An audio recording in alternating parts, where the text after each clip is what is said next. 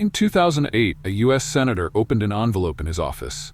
Inside was a 300-page bill, already written, already formatted, already stamped, urgent. He didn't ask who wrote it, he didn't change much. 3 weeks later, it became law. And the company behind that envelope saved billions of dollars.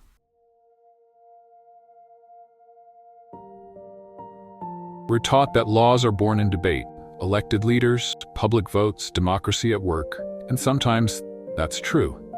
But sometimes the real story doesn't begin in a government building at all. It begins in a private office, a law firm, a corporate boardroom, a place with no cameras, no voters, and no public record. Tonight, you're going inside that room.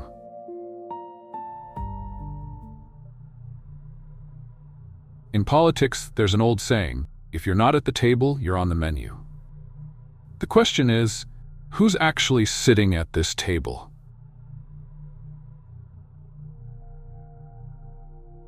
Here's the part most people never hear.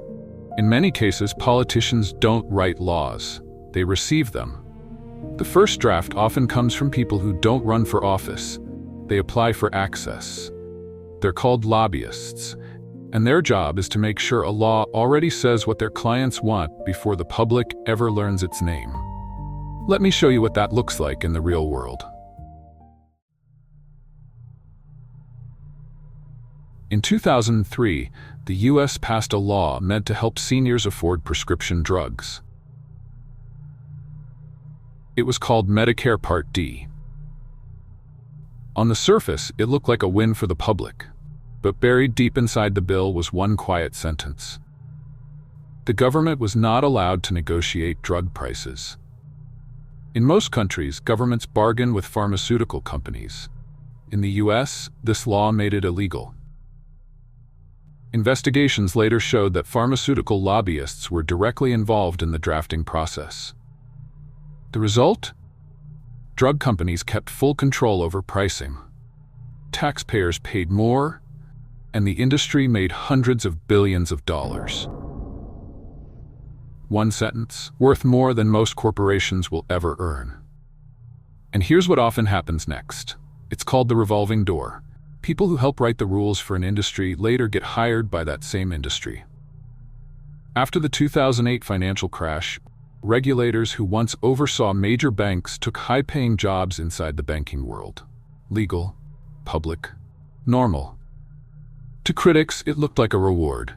To supporters, it looked like experience. But to everyone watching, it sent a quiet message. If you help shape the system will remember you. And this is where the story gets bigger, because this isn't happening once or twice. The same laws, the same wording, the same structure start appearing in different places around the world. So now the question isn't who wrote this law, it's who's writing them all. There's a reason those laws look so familiar. In private meetings, corporations and lawmakers sometimes work together to create something called model legislation. These aren't laws yet. They're templates. Lawmakers take them home, introduce them in their own governments, often word for word. Democracy, by copy and paste. In the early 2000s, energy companies pushed for a controversial technique called fracking. It used chemicals injected deep underground. Environmental groups demanded regulation. In 2005, a law was passed. It exempted fracking from parts of the Clean Water Act. The energy industry had lobbied heavily during the drafting phase. The exemption became known as the Halliburton loophole.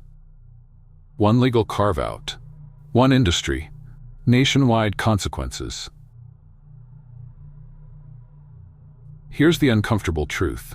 Lobbying isn't illegal. In many countries, it's protected as free speech.